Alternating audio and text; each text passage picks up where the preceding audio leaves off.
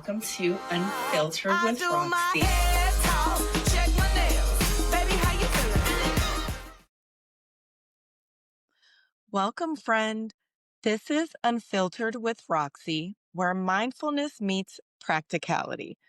I'm your host, Roxana Feenster, aka Roxy. And in today's episode, we're talking about decluttering your space to heal your mind and body. I've been listening to Joy at Work by Marie Kondo and Scott Sonenshein. It's actually free right now on the Libby app. So if you're looking for something motivating to listen to this week, start there. In this book, Kondo quotes a UCLA study that really touched me. She writes, clutter also adversely affects health. According to a study by scientists at UCLA, being surrounded by too many things increases cortisol levels, a primary stress hormone. I felt that so deeply because I've been living that truth. Stress has been showing up in my body, high blood pressure, prediabetes, and a strain on my kidneys. So when I learned that clutter literally raises your cortisol, it was an aha moment. It all made sense. I remember walking downstairs in my home and feeling like I was just tired of everything. I felt drained. I wanted to just leave my home and not come back. And then I got into a rage where I was just angry just because. I'm trying my best, but my home is not reflecting my true self. Then I felt shame. I let the junk and clutter get out of control. So today we're going to unpack what that means, how clutter impacts your brain and your hormones, and most importantly, how we can clear our space and our stress together this fall. If you're watching this podcast on YouTube, you actually can watch me declutter my basement and do a full mindful cleaning of the room. The science of clutter and cortisol. Here's what's really happening behind the scenes. Your brain loves order. It's wired for it. When your home or space is cluttered, your brain treats every object as unfinished business. It's like having 100 tabs open on your mental browser. That constant visual reminder of stuff to do keeps your nervous system on high alert. Your brain releases cortisol, the stress hormone designed for fight or flight situations. Now, that's fine in short bursts, but when your environment never feels settled, cortisol stays high. And when it's high for too long, it starts to damage your health, from blood pressure to blood sugar, even your sleep. The UCLA researchers actually measured this. They found that women living in cluttered homes had a higher daily cortisol level than those in organized environments. So it's not just your imagination. Clutter really does drain you. This makes me think of how I am when I'm working on tasks for my clients. And I literally have 20 tabs open on each screen that I have. And I have a 3-screen setup. I feel that when my home is out of order, my brain is not locked in and focused or effective. I think of the laundry that's all over my floor. I think of dishes in the sink. I think of the bathroom that maybe I didn't do yesterday. It's something that really is always going on in the back of my mind if it's not addressed. The papers on my desk, they scream at me that I forgot something and that I'm totally going to be fired for whatever it is that I supposedly forgot. Then I remember, girl, you're in like a basically paperless system right now. You probably already addressed most of those things. And oh, yeah, those are probably bills that you didn't address, but it's okay. we're going to go through them now. And if there is something that you forgot about or didn't address, we're going to get it done. You just need to organize it. So, my personal wake up call, I had to learn that the hard way. I've always been a busybody, managing work, projects, family, and creative goals. But I ignored the toll it was taking on my body. When my doctor told me my blood pressure was rising since the last time he had checked it and that I was pre-diabetic again, my labs were not great, and my weight was back up, I had to pause. I was the problem. I realized my body had been sending me messages through exhaustion, irritability, and the constant mental fog that I told the doctor I thought was perimenopause, but was it? Or was it that I'm not taking care of myself? The fact that I kept saying it's just one more cupcake, one more wing, one more glass of wine, it's affecting me now. The procrastination of stressful tasks is indeed what is making more stress. I was doing so well, then I fell off. I made sure my family was doing okay and they were going to the doctor and the dentist and getting the things done that they had to do. But what about me? So this fall, I'm making space physically, mentally, and emotionally for my healing, for the peace that I deserve. Making sure I'm meal prepping, snack prepping, and space prepping so I can find my items and that they're not bullying me. I'm using my space. You don't want things to boss you around. You want your items to work and be part of your mission, not a mission to take care of them. Not you reaching for one thing and 20 items falling out on you, or going to your desk to work and try to be creative and do something fun, but you can't concentrate on it because of the pile of crap that keeps falling over. Our homes affect our nervous system. And when your space is chaotic, your body stays in survival mode. But when your space feels peaceful, your body finally gets permission to rest, to relax, to imagine, to create. So, this is me leaning into my health and taking prediabetes seriously. I'm not sure why we don't take it seriously, but it is serious. The years that we are pre diabetic, your body is literally in a war with sugar, trying to fight for its life. So it's not an easy road to go to the store maybe every day to prep peppers and apples and other fruit like mangoes so they're easy to reach and enjoy. Even me deciding to do this podcast, I wanted to help others. That's part of who I am as a person. But if I don't make time for that, I'm just full of stress. I'm full of ideas that I never get to really expand on. Everything's connected. The clutter, my imagination, my creativity, and my health. Me not feeling well and feeling tired is because my space is not reflecting where I'm trying to go. The mind body connection. Let's connect the dots. Your environment triggers your senses. Your senses tell your brain how you feel. And your brain tells your body whether to release stress hormones or calming ones.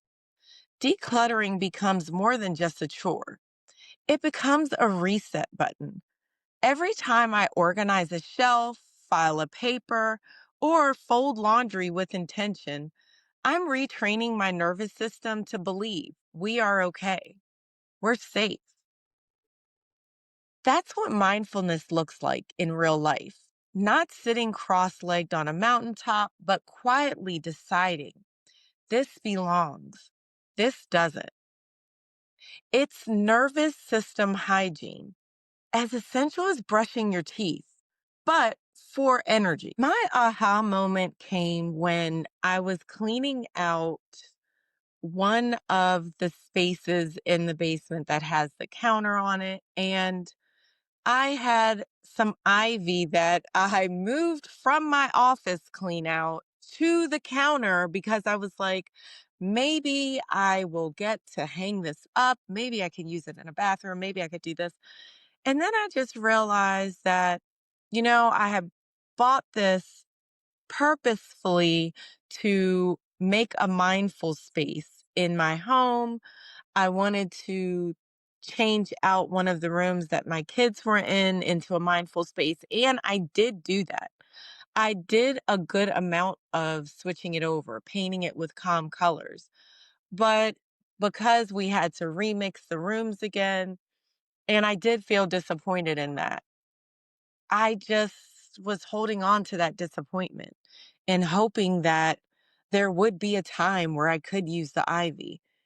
And I had to say, it's okay to let it go. It's okay that that project got to a certain point and maybe I'll pick it up again. But for right now, it's beautiful. And I actually have a workspace that I love. I also picked up some shelves that I wanted to put in the bathroom at our beach condo. And for whatever reason, I kept forgetting to take the shelves with me. And then I was like, oh, well, since I forgot it on these past two trips, I'll repaint them and take it when I go down again. But we actually remodeled the condo bathroom and it looks really nice and modern and sleek the way it is now. I don't need the shells. Then I felt bad that I had purchased the shells, but now it's like I already spent the money. I already missed that window of me being able to use it. It's okay. Another family can use the ivy, another family can use the shells to spruce up their space. They're still in the package, still brand new. It's fine. It's okay to let it go. The joy at work principles. Marie Kondo and Scott Sonenshein teach something powerful in the joy at work. They say tidying isn't just about getting rid of things. It's about keeping only what supports your purpose.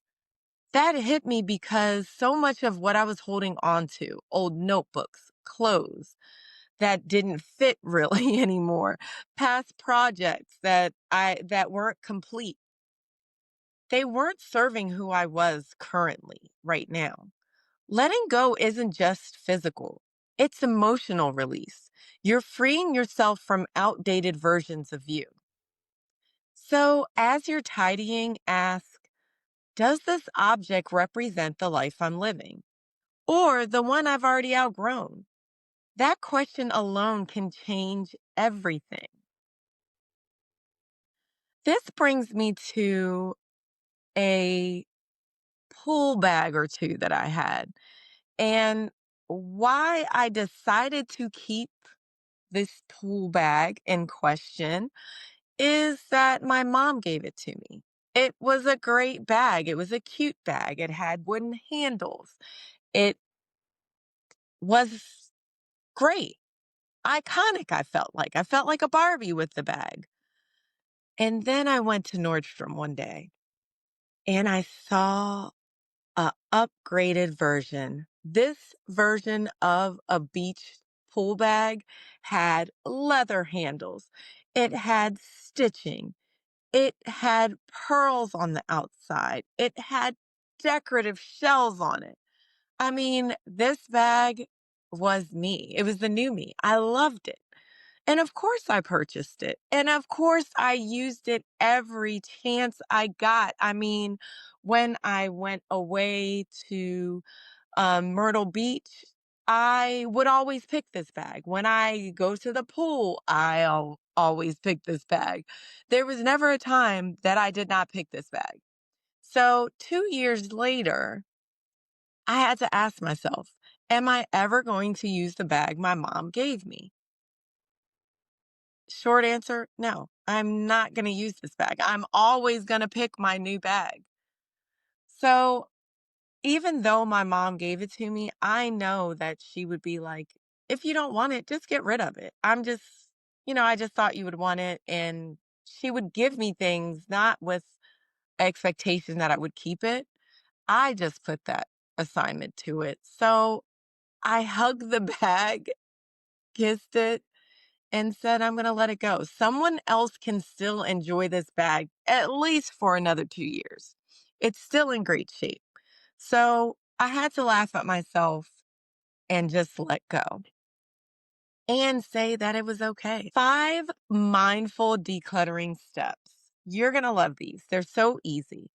And if you're ready, you can join me and we can do this together. Step 1, start small. Pick one small area, your desk, your purse, or your nightstand. Success is about momentum, not magnitude. Step 2, set an intention. Before you start, pause. Take a deep breath and ask, what peace am I creating here today? This turns the task into a ritual. Step 3, sort with gratitude. Hold each item and decide, keep, donate, or release. If it no longer serves you, say thank you and let it go. This keeps your energy light and your emotions in check. Remember what I was saying about the bag, about the IVs, about the shells? It's okay. Someone else can use it. And that item deserves a chance to shine. Step 4, create systems, not stress. Once it's clear, create flow. Use simple containers or trays. Design your environment for ease. The less friction it is to put something away and get it back out is less cortisol, less stress for you. Step 5, reflect and reset. When you finish, notice how your body feels. Notice how the space feels. Write down one word that describes that new feeling: calm, clear, or grounded. That's your emotional proof that decluttering works. After my declutter session of the basement, I was exhausted slash tired slash elated. And this wasn't even a terrible space for me to declutter. But at the end of it, I felt so light because I let things go. I knew everything was in the space that it needed to go to. It had purpose and the space felt great. It was at its greatness. My unfinished projects, I gave them deadlines. I knew what I wanted to do with them and what the next steps were. I also felt like I survived a period of my life that was heavy, like going through some of my ornaments, some of my um, unfinished things made me think about, girl, you've been through a lot. You've been through so much, and look at you now. I pushed through COVID. I pushed through the sadness of losing my mom. I pushed through not really being where I wanted to be in my life. It was okay. Those things were not making. Whew. So, join the fall clean out challenge with me. Right now is the time. Like, why not? We're going to rock it out in this challenge this month. Step 1, we're going to listen to Joy at Work by Marie Kondo. It's free in the Libby app, so there's no excuse. Step 2, we're going to pick a small space to declutter this week. Step 3, we're going to share our progress so we can encourage others. Tag me at Unfiltered with Roxy or drop a broom emoji on the YouTube or Instagram so that we can celebrate your wins all together. Every week, I'll highlight a few of your stories and I'll be sharing some of my own. This isn't just about cleaning your space. It's about reclaiming your energy, your focus, and your peace of mind. Let's do this together. One space, one breath, one reset at a time. If this episode spoke to you, please share it with someone who might need a reset too. And if you're joining the challenge, I want to see your progress. Tag me or send me a message. You can find the full reflection and journal prompts from today's episode on Substack at Unfiltered with Roxy Lounge. And as always, look at yourself through rose-colored glasses because you're doing the best you can. Until next time, keep clearing your space, calming your mind, and choosing yourself every single day because you deserve it.